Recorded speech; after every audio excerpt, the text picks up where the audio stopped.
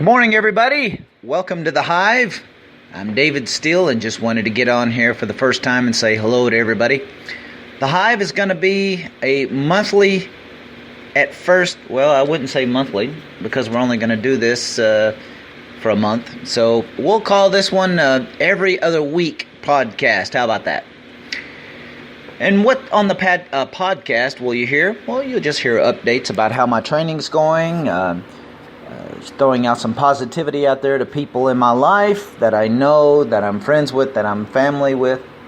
So that way they can always count on some kind of positivity or positive reinforcement. So that way they'll at least have something positive to look forward to during their day. Coming up today, of course, is the June to Fine Tune right here at the Twisted Steel Dojo. I still call it the dojo from time to time because, again, it is the Fight Factory, but this is the dojo also. And that starts at 9 a.m. Central. Of course, I'm going to start working out around 8 a.m. here in another 30 minutes.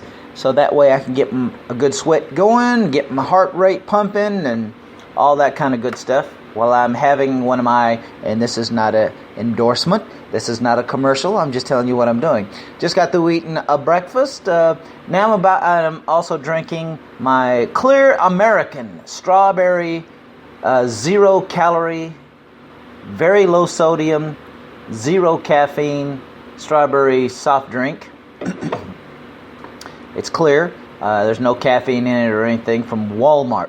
I guess Clear American is their name brand, or one of their name brands.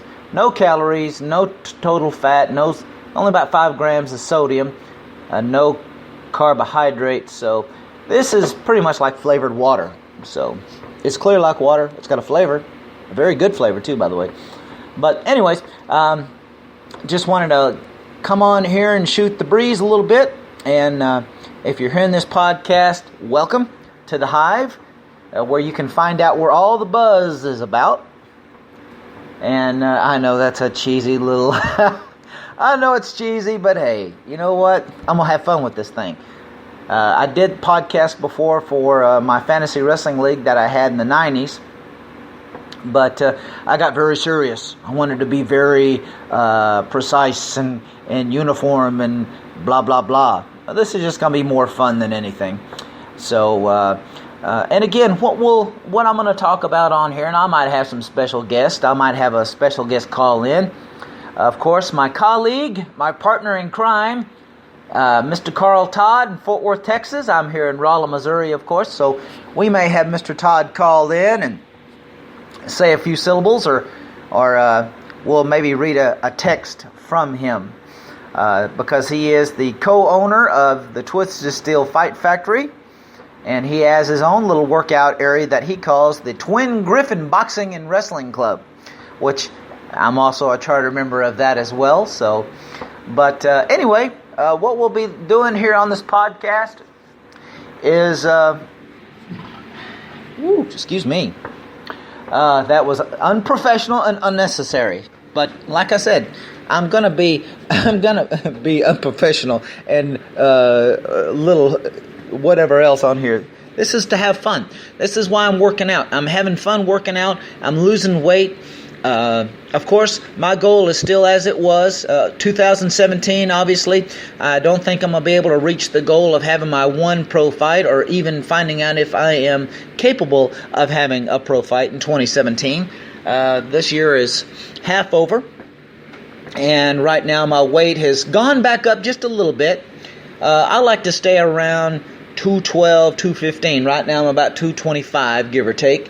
So I've got some weight to drop. My weight's been hovering between 225 and 230. So, as you know, and this is all kayfabe, of course, October the 14th in Madison Square Garden, we have something fixing for Dixon. This man's in a whole lot of trouble. He's Mr. Kojak, and he's going to get jacked in Madison Square Garden, because he's the WBA and WBC champion, and I've got the IBF and WBO titles, and we're going to unify all this up, and the event is going to be great. It's called Undisputed, October the 14th, Saturday. We're in the process right now of doing press tours, So I'm getting workouts in when I can. That'll be going on for the rest of this month and all of July. So at the end of July is when our serious training camps begin. I don't know how he trains. I don't want to know how. I already know how to whoop this man. He still has yet to find the formula to beat me. I've already whooped him once in Madison Square Garden. I'll do it again. And this time it'll be for all the marbles in the heavyweight division. I'll be walking out with 5 belts. Somebody will have to give me a wheelbarrow to carry out all them belts. From the ring, to the dressing room, to my car, to the hotel, this, that, and the other, because I will win.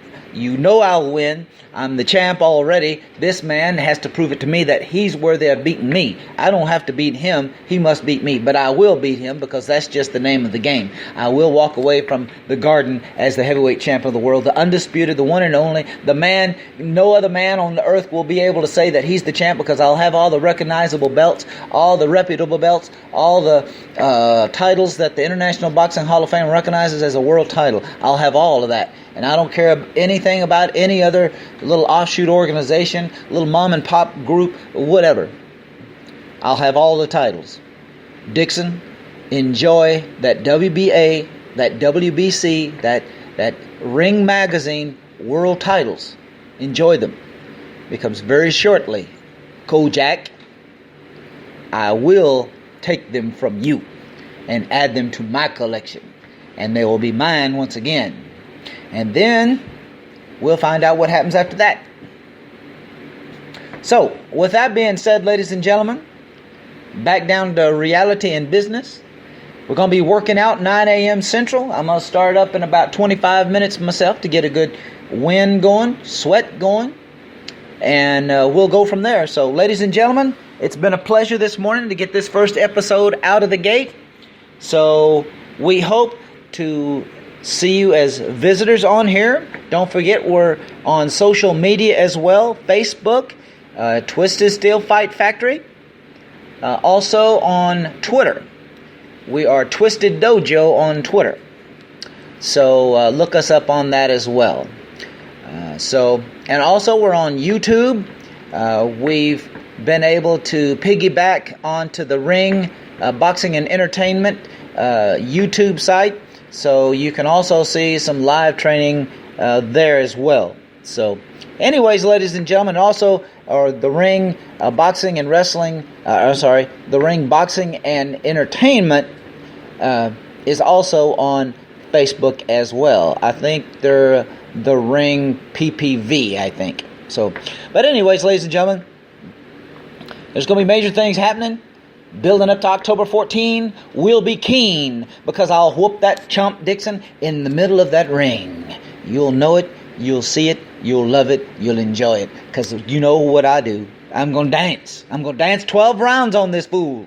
He won't know the difference. He won't know. I'll dance around him so fast and hit him so often, he will think he is surrounded. He knows it. I'm fast. I'm handsome. I'm pretty. I'm all of that, man. I'm the champ. And Dixon is just a tramp. And the only way Dixon licks me is if they put me on the postage stamp. That's all. The onlyest way that he can lick me. Only way, on his own power anyway. If he comes in with a bazooka, a machine gun, and 2 tanks, he might be able to get the job done. But we'll just have to see. Because I've already proven it that I have already beat him. I beat him back in 15. Back in 15. I beat him in Madison Square Garden. I got him in a 10-round fight. I knocked him down in the 9th round, had him going in the 10th. And if he hadn't held on, he might have took a nap in the 10th. But this time, I'm going for knockout. He's got to fall. That sucker, Chump's got to fall. Chump's got to fall. Because like I said, we got something fixing for Dixon. This man is in trouble. So, also on our podcast, we're going to be talking real boxing. Of course, mine is more in the fantasy league, a fantasy boxing league environment as far as motivation and goal setting. But I'm sure a lot of people have been talking still about Mayweather and Conor. I get on the Sirius radio and I listen to Randy Gordon and gentleman Jerry Cooney talk about it. Randy Gordon not in favor of it. Cooney, he likes the thought of it. A lot of people may think it's a spectacle for boxing, a spectacle for MMA. But, let's look back, ladies and gentlemen, just for a minute. Then I'm going to end this podcast on this note. Boxing and MMA have had, I won't say black eyes, because any kind of gimmick-like event gets the people watching. And that's the whole purpose, is to get people watching. Whether it be mixed martial arts, whether it be boxing, it is what it is. Popularity. It will put fans in the seats. It will get them to spend their money, whether they are live at the event. They will buy a commemorative t-shirt. They will buy a commemorative poster. They will buy a hot dog, a drink, a beer, French fries, nachos, whatever it is. They will buy these things. So, will Conor and Mayweather help either MMA or boxing? Absolutely. 100,000,000%. Will it be a competitive event? I highly doubt it. Because again, it really comes down to one of two factors. A, Mayweather has been away from the sport for 2 years, and even the fastest of the fast, and I'm going all the way back to the 70s when Muhammad Ali was out for 2.5 years, he did not come back with the speed that he had when he last fought in the 60s, which was against Zora Foley in Madison Square Garden. The Ali that beat Zora Foley was definitely not the Ali that came back 2.5 years later, by that time about 3 years, against Jerry Quarry, Oscar Bonavena, and Joe Frazier. So, is Mayweather going, and again, Mayweather coming into this is going to be 40 years old. Now, I ain't going to say anything about age because look at me. I'm 47, and chances are, if I'm able to get a pro fight next year, I'll be 48. But I'm not the fastest thing on 2 feet. I'd like to claim to be. I can dance around, this, that, and the other, but that's against a bag. Bags don't hit back. Bags don't have as quick or quicker reflexes than I do. Truth be told. Now, Floyd was fast. Floyd was very fast. In his last 2 fights, which, of course, the mega fight with Manny Pacquiao, which I don't care who tells you what, if they know anything about boxing, if they know how to look and find out who's won, who's lost, Floyd Mayweather Jr. beat Manny Pacquiao. Plain and simple. The judges saw it that way. I've seen it that way because, again, Manny's fast, but Floyd was faster. Floyd was quicker with his reflexes. Floyd hadn't been in several wars like Manny Pacquiao had been. With Marquez, with Morales, with Timothy Bradley. See, Mayweather don't stand there to get hit. Pacquiao, he don't mind if he has to take 2 to deliver 1. See? Floyd Mayweather ain't about getting hit. So there's the one factor. Floyd's going to come in at 40. He might be 2 years slower than he was when he last fought up against, what was that young man's name that he fought up against? It was a total letdown from the Pacquiao fight, which many people thought that was a letdown. But again, they watched it, didn't they? Yes, they did. They paid attention to it, didn't they? Yes, they did. Okay, then. That's all that matters in boxing.